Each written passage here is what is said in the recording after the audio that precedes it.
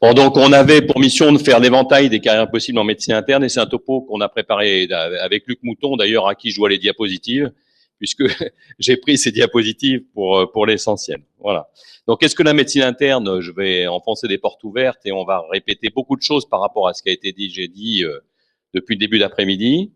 Donc c'est bien sûr la spécialité des démarches diagnostiques difficiles, la prise en charge des adultes qui ont des polypathologies, ou encore c'est une médecine qui prend en charge le mal de façon globale dans son ensemble. Et c'est vraiment ce qui est peut-être le plus important. Je vais passer sur les autres items, mais la seule chose, à mon avis, très essentielle maintenant, c'est que les spécialités se sont extrêmement surspécialisées. Et c'est qu'on a maintenant un recours absolument nécessaire dans tous les hôpitaux à des internistes pour faire ces synthèses, car les spécialistes d'organes sont tout à fait démunis vis-à-vis de ces malades qui sont polypathologiques. Alors, quels sont les débouchés? Eh bien, ça a changé. Alors, pour vous, ça ne changera pas, mais pour ceux qui vont vous suivre, ça a changé pas mal depuis la récente réforme, puisque jusqu'à l'année dernière, ou jusqu'à cette année encore, il y avait 17 DES complémentaires, des DESC, et je vous ai cité les plus importants, et ces plus importants-là, maintenant, ont des DES qui sont autonomes, c'est-à-dire l'oncologie médicale, la réanimation médicale et qui a fait même un co-DES avec l'anesthésie-réanimation, les maladies infectieuses, et il y a un co-DES maintenant, médecine interne, maladies infectieuses, l'immunologie clinique qui est à part pour le moment, et puis la médecine vasculaire. Donc tout ça, ça vous a été offert comme DESC, et ça ne le sera plus à partir de 2017, c'est terminé.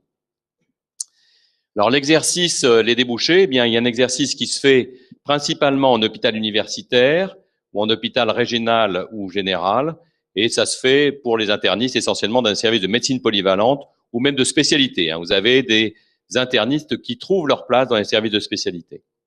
Certains internistes vont diriger quand même des recherches, des équipes de recherche institutionnelles. Il y a quelques internistes qui dirigent une unité INSERM ou un CNRS, et encore plus peut-être sur des équipes d'accueil d'université. Et puis, c'est l'intérêt tout à l'heure du topo de Thierry Généraux, eh bien, certains internistes sont libéraux avec un statut de PH temps partiel hospitalier. Ça c'est pas Thierry, il fait que du libéral. La majorité des internistes est plein temps à l'hôpital. Tout à l'heure, ce que vous a dit Daniel Sereni, c'est qu'il y a un peu plus de 2000 internistes qui exercent en France et que les départs à la retraite sont pas remplacés, loin s'en faut, à 100%. C'est un gros problème.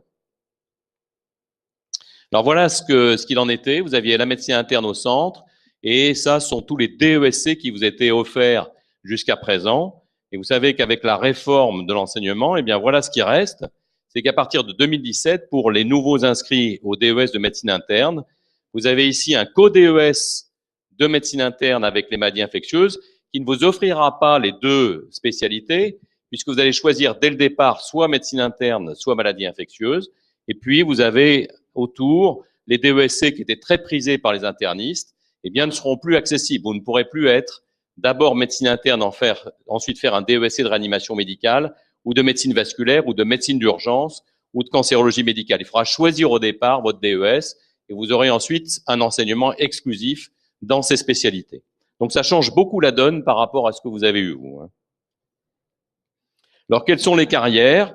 Vous pouvez faire une carrière universitaire, ça a été déjà dit, soit MCU, PH, soit PUPH, soit une carrière hospitalière en tant que PH, et on va en entendre parler, Elena va nous parler de ça, en CHU, en CHG, ou alors une carrière de PH mi-temps avec un exercice libéral. Vous pouvez avoir un exercice salarié, un exercice privé en clinique, et Thierry Généraux va nous en parler, je vais lui laisser très rapidement la parole, parce qu'il a beaucoup de choses à nous dire sur ce sujet. Et puis vous avez un exercice privé avec une pratique libérale. L'industrie pharmaceutique, il y a quelques internistes qui vont dans l'industrie pharmaceutique, essentiellement dans la recherche et développement, mais parfois sur le médicament direct. Et puis vous avez quelques internistes encore qui sont chercheurs, soit à l'INSERM, soit au CNRS. Alors voilà comment ça se déroule. Vous avez pour la carrière universitaire, vous commencez par l'internat avec un DES. Ensuite, vous faites votre clinica, et c'est le moment où vous allez faire un DESC, ce qui ne sera plus offert, je vous l'ai déjà dit.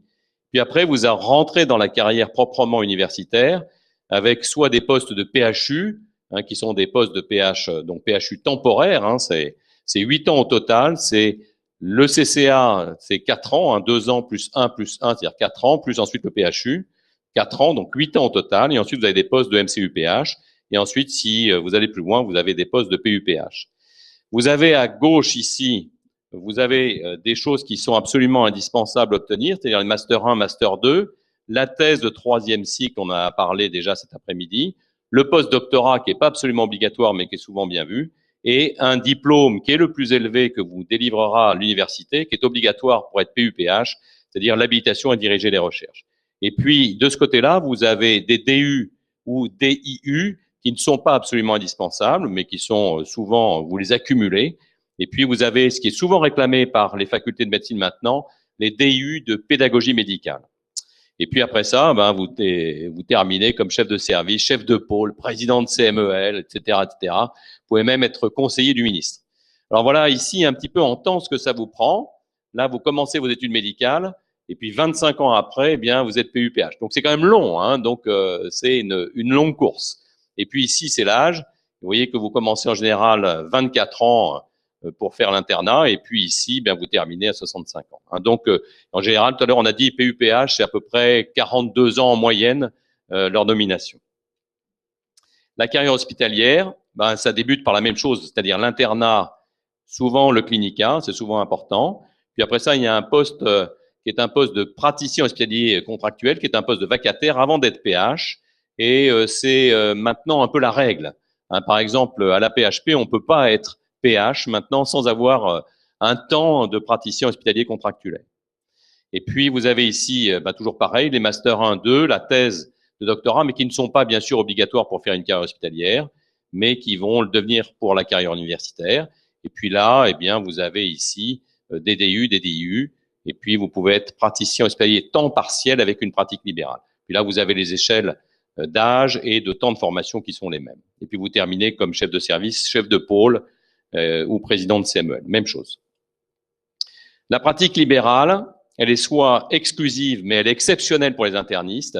Hein, vous avez des cabinets, je crois, je ne sais pas si ça existe encore, il doit y avoir quelques internistes qui sont installés en cabinet en tant que médecine privée, mais vraiment, ça, je crois qu'il y en aura pratiquement plus, quoi. Il y en a quelques-uns encore. Ensuite, il y a une pratique libérale à temps partiel, avec donc dans un cabinet privé, mais avec un temps partiel à l'hôpital en tant que praticien hospitalier temps partiel.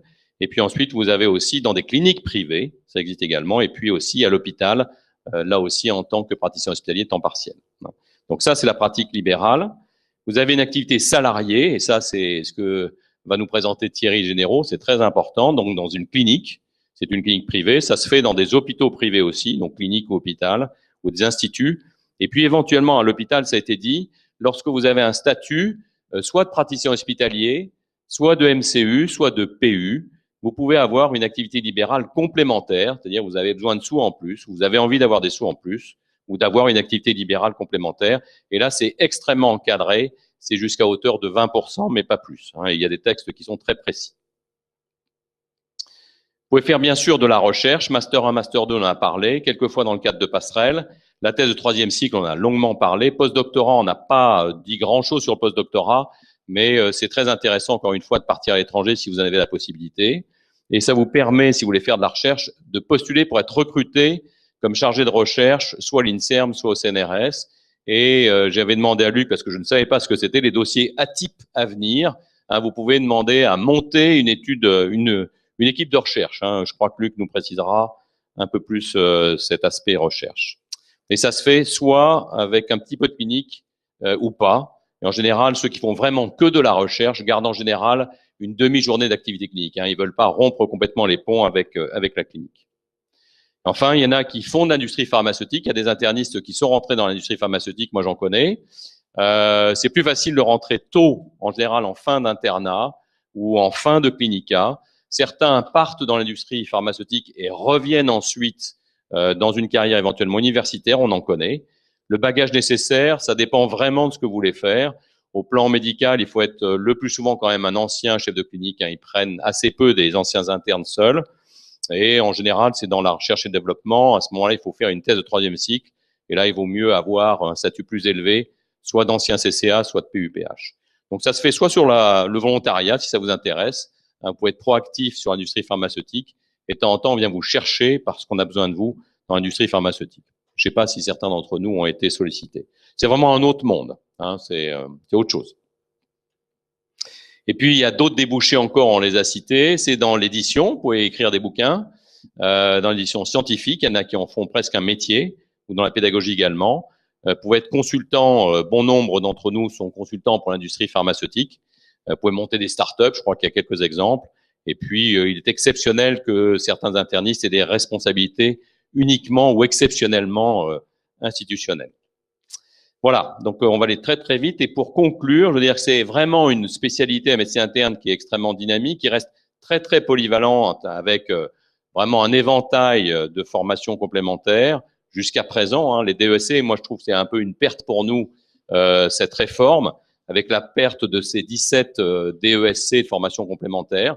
Donc c'est un peu dommage quand même. Il faudra choisir plus tôt, même si on a un droit à remords, ça rendra les choses compliquées. C'est une spécialité qui reste éminemment clinique, c'est pour ça que vous l'avez choisi, qui est tournée vers le patient et qui reste, et je l'ai mis en gras, qui est vraiment absolument indispensable au fonctionnement de l'hôpital. S'il n'y a pas d'interniste, hein, il y a un service de médecine interne finalement dans tous les hôpitaux, que ce soit à Paris, que ce soit en région. On ne peut pas fonctionner uniquement avec les spécialistes.